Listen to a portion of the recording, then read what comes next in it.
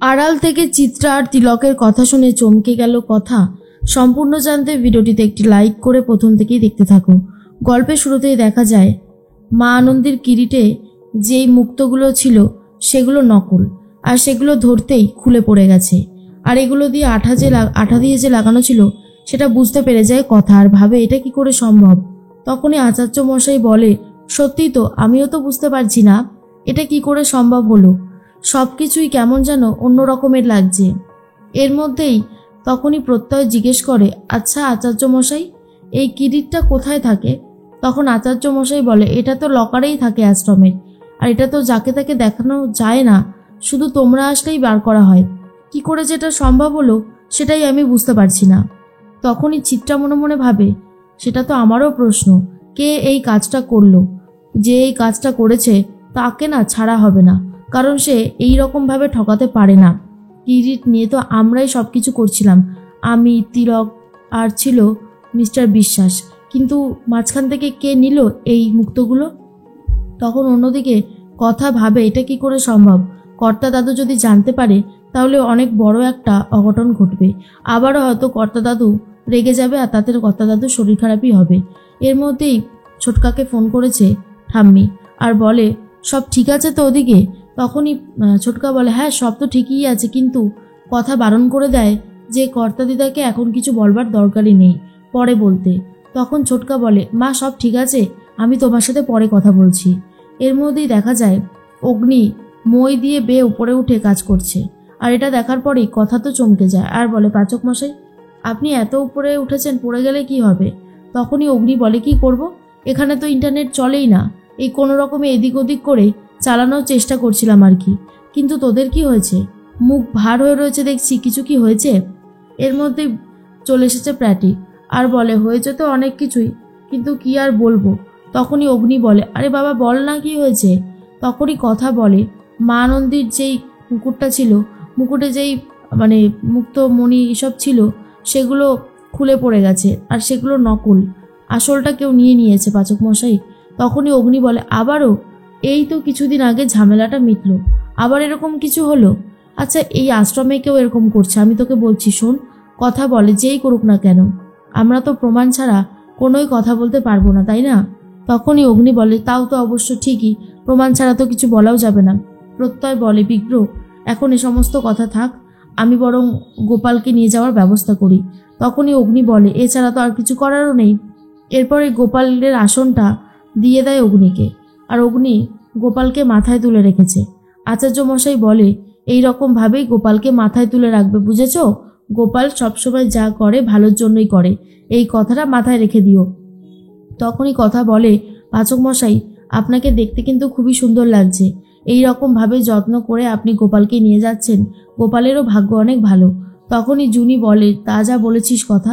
অগ্নি বলে, হ্যাঁ হ্যাঁ হ্যাঁ, শুরু কর, বেশি বেশি করে আমাকে ইনসাল্ট করা শুরু কর, তারা আমি গুহবাড়িতে যেইনি, তারপরেই তোর মজা আমি দেখাচ্ছি। কথা বলে, পাচক মশাই আপনি আর আমাকে কি মজা দেখাবেন, নিন এবারে চলুন তো।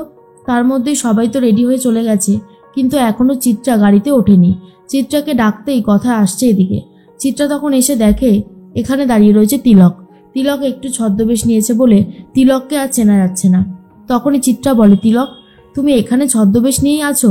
তিলক তখন বলে, কি করব বলুন ম্যাডাম, ছদ্মবেশ নিয়েই তো থাকতে হবে, আমি যেই কাজ করেছি তার জন্য আমাকে যদি কেউ একবার খুঁজে পায় সোজা পুলিশের কাছে দিয়ে দেবে। তখনই কথা এসে দেখে মেজো মা কারুর সাথে একটা কথা বলছে, কিন্তু লোকটাকে চেনা চেনা লাগলেও কথা বুঝতে পারছে না লোকটা আসলে কে। চিত্রা তখন বলে, তুমি আমাকে কি ব্ল্যাকমেল করবে ভেবেছো? খবরদার, আমাকে এসব করে কিন্তু কোনো লাভ হবে না, তুমি আমার ক্ষমতা এখনো জানো না, আমি কি করতে পারি আর কি পারি না সেটা তুমি ভাবতেও পারবে না। আর এর মধ্যেই মনে মনে একটা কথাই ভাবতে থাকে তিলক, যেভাবেই হোক তার টাকা দরকার, টাকা সে নিয়েই ছাড়বে। কথা আড়াল থেকে শোনার চেষ্টা করে, কিন্তু বুঝতে পারছে না।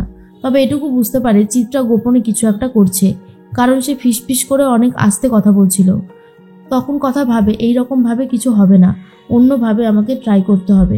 এরপর যখনই চিত্রা দেখে নেয় তখনই কথা বলে, মেজমা আমি তোমাকেই ডাকতে আসছিলাম, মেজকা ডাকছে, আমরা সবাই গাড়িতে উঠে পড়েছিলাম, তোমাকে দেখতে পাইনি বলে আমি তোমাকে ডাকতে এসেছি। চিত্রা তখন বলে, হ্যাঁ চলো, আমাদেরকে এবারে বেরোতে হবে। এরপরেই চিত্রা তো বেরিয়ে যায়। তিলক মনে মনে ভাবে, ম্যাডামের কাছ থেকে যেভাবেই হোক টাকা আমি উদ্ধার করে তবেই ছাড়ব। অন্যদিকে কথার মনটা ভালো নেই। কথা বারবার করে মা আনন্দির মুকুটটাকে নিয়েই ভেবে চলেছে। এর মধ্যেই চলে এসেছে গোপাল। গোপালকে দেখার পর ঠাম্মি তো অনেক খুশি হয় আর বলে, দাদু ভাই নিয়ে এসো, ওই আসনে গোপালকে রেখে দাও। পাশের আসনে প্রমিলার গোপাল থাকবে আর এই আসনে আমাদের গোপাল থাকবে।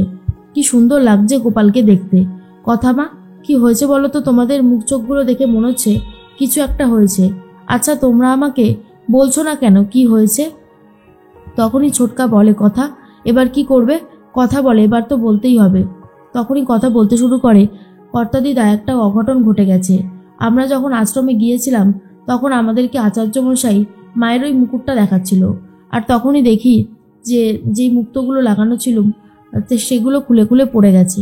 আর এটা শোনার পরেই কর্তাদিদা বলে, সে কি, এটা কি করে সম্ভব? তোমাদের কর্তা দাদু জানতে পারলে তো অনেক বেশি চিন্তা করবে। কথা তখন বলে, ওই জন্যই তো তোমাকে প্রথমে বলতে চাইছিলাম না, সামনে এসে তোমাকে বললাম, এবার কর্তা দাদুকেও বলতে হবে। আমি ওই মানে মুকুটের মণি ঠিক খুঁজে বার করব, চিন্তা করুন, আমি তোমাদেরকে কথা দিচ্ছি। মা নন্দীর কাছে আমি যাব, গিয়ে প্রার্থনা করব যে ওই মুকুটের মণি যেন তাড়াতাড়ি খুঁজে পেয়ে যায়। এর মধ্যেই অগ্নি তখন ভাবে, সত্যি পারেও বটে, সব কিছুতে আগে থেকে প্রতিজ্ঞা করে বসে। এর মধ্যেই কথা তো চলে গেছে নিজের ঘরে। অগ্নি তখন বলে, তুই তো খুব বড় বড় জ্ঞান দিলি যে সব কিছু খুঁজে বার করবি, আদেও পারবি তো খুঁজে বার করতে? কথা বলে, পারবো পারবো পাচক মশাই, পারতে যে আমাকে হবেই, না পারলে কি করে হবে বলুন তো? অগ্নি তখন বলে, জানি না তুই কি করবি, তবে যাই হোক আমি এই ঘুমাবো, আমার ঘুম পাচ্ছে। কথা বালিশটা নিয়ে চলে যাচ্ছিল আবারও, কিন্তু অগ্নি তখন বলে, কি ব্যাপার, তুই কি আবারও অন্য ঘরে থাকবি? তুই কি এবার আমাকে আবারও ক্ষমা চাওয়াবি? কি চাইছিস বলতো তুই? তখনই কথা বলে, আমি আর কি চাইবো পাচক মশাই, আমি কিছু চাইছি না। এরপর কথা ফিসফিস করে একটু একটু হাসতে থাকে আর বলে, সত্যি পাচক মশাই পারেও বটে। কথা তখন বলে, আসলে পাচক মশাই আজকে রাতটা আমি ঘুমাবো না, আমি তো মজা করছিলাম। আমি আজকে গোপালের পুজোর জায়গাটা ভালো করে সাজাবো, খুব সুন্দর করে সাজাবো, অনুষ্ঠান করব, সেই সমস্ত চেষ্টা করে যাচ্ছি। তখনই অগ্নি বলে, সত্যি বাবা তুই পারিসও বটে। এর মধ্যেই কথা বলে, জানেন আমি ছোটকাকে বলেছি অনেক তাল আনতে, তালের ফুলুরি করব, তালের বড়া করব, আবার তাল ক্ষীর বানাবো, তালের লুচি করব। আর এসব শোনার পরেই অগ্নি তখন বলে, জানিস আমার মা তালের বড়া করতে খুব ভালোবাসতো আর আমি খেতে খুব ভালোবাসতাম, আজ সেই সমস্ত দিনগুলোর কথা মনে পড়ে যাচ্ছে। এর মধ্যেই কথা ভাবে, পাচক মশাই সত্যি মাকে অনেক মিস করে। পরের দিন সকাল হতেই গোপালের জন্য ভোগ রান্না করতে শুরু করে দেয়।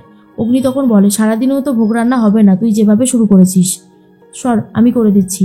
এই বলে অগ্নি শুরু করে দেয় আর কথাও হাত মিলিয়ে দিচ্ছে। আর বোঝাই যাচ্ছে অগ্নি কিন্তু আস্তে আস্তে না চাইতেও কথার উপরে ভরসা আর বিশ্বাস করতে শুরু করেছে।